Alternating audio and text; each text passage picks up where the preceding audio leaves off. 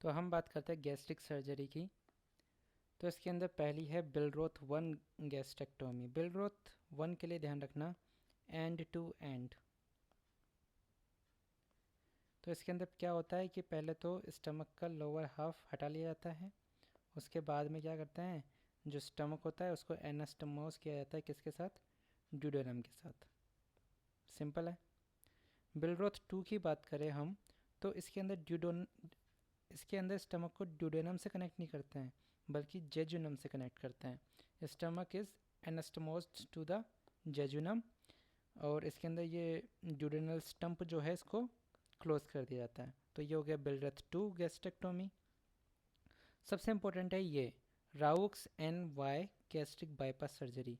इसके अंदर खाना जो है वो गैस्ट्रिक बाईपास होगा। देखना कैसे होगा। इसके अंदर क्या करते हैं हम कि जो स्टमक है इसको काट लेते हैं ऐसे, तो मतलब ये एक पाउच बन जाता है, मतलब खाना जो है वो एंटर किया और यहाँ पे ही एक्यूमुलेट कर रहा है। ठीक है। ये सर्जरी की जाती है उन लोगों के अंदर जो बहुत ही ज़्यादा मोटापे से ग्रसित है, तो वो पतले हो जाए उसके लिए गैस्ट्रिक बाईपास सर्जरी करते हैं। तो इस तरीके से एक कट हमने यहाँ पे लगा दिया है और एक कट हम यहाँ पे लगाते हैं ड्यूडेनम में। ठीक है, ड्यूडेनम में लगाते हैं।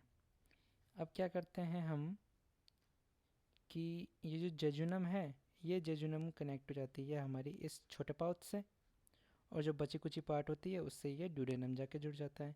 तो ये कुछ इस तरीके से दिखता है आपको। Gold standard for treatment of obesity. इसके अंदर क्या होता है, a loop of jejunum is anastomose to the proximal gastric pouch.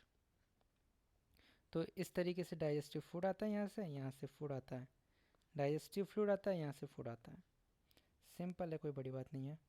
Vipul procedure की बात करें तो इसके अंदर पहली बात तो ये कि इसके अंदर 3 एनास्टमोस आपको देखने को मिलते हैं।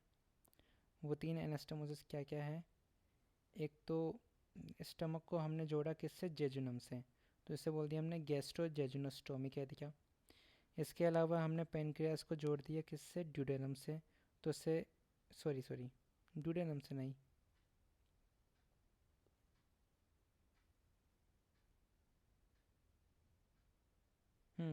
ये बात रखना, विपल प्रोसीजर के अंदर जो ड्यूडेनम होता है ना उसको तो काट लिया जाता है, ड्यूडेनम को काट लिया जाता है। तो हमने बात करी कि स्टमक को जोड़ दिया जेजुनम से। इसके अलावा ये जो पेनक्रियाज है इसको भी जोड़ दिया हमने किससे, जूजिनम से, जिससे हमने कहा पेनक्रिएटो जेजुनोस्टोमी। इसके अलावा ये जो कोलेडोको है इसको हमने जेजुनम से जोड़ दिया। तो ये सबको जेजुनम से जोड़ दिया, एक तरीके से देखा जाए तो सबके अंदर क्या है, जेजुनोस्टोमी है। यह है विपल प्रोसीजर। इसका यूज़ कब करते हैं, विपल प्रोसीजर करते हैं जब गैस्ट्रिक कार्सिनोमा जो होता है वो पेनक्रियास के हेड, पेनक्रियास के सिर तक फैल गया हो। ठीक है। अब उसके बाद में हम बात करते हैं डंपिंग सिंड्रोम की, कि ये डंपिंग सिंड्रोम क्या चीज़ होती है। तो डंपिंग सिंड्रोम के अंदर क्या होता है कि जो खाना हमने खाया खाना हमने खाया वो डायरेक्ट ही स्मॉल इंटेस्टाइन के अंदर एंटर कर गया। तो क्या हुआ, वो पच नहीं पाया, अच्छे से पच नहीं पाया। तो इससे क्या होता है, ब्लोटेड फीलिंग होती है। हम्म देखो, इसके अलावा इस तरीके से देखो कि खाना बहुत ही जल्दी इंटेस्टाइन में आ गया, और जो आसपास की ब्लड वेसल्स होती है उसमें से जो ब्लड होता है वो किस में आता है, इसके अंदर आता है, इंटेस्टाइन के अंदर। तो उससे क्या होता है, वोमिटिंग होने लगती है, डायरिया होने लगते हैं। इसके अलावा ब्लड की भी कमी हो जाती है इसके अंदर, तो हाइपोटेंशन के सिम्टम देखने को मिलते हैं, डिजीनेस, लाइट हेडनेस, फेंटिंग। ये हो गई अर्ली डंपिंग जो कि 10 से 30 मिनट के अंदर देखने को मिलती है। एक होती है लेट डंपिंग।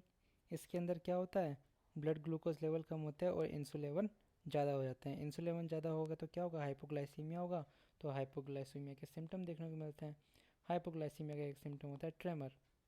तो ये क्या है, ये डंपिंग सिंड्रोम है। ईजी है, बहुत ही सिंपल सी बात है।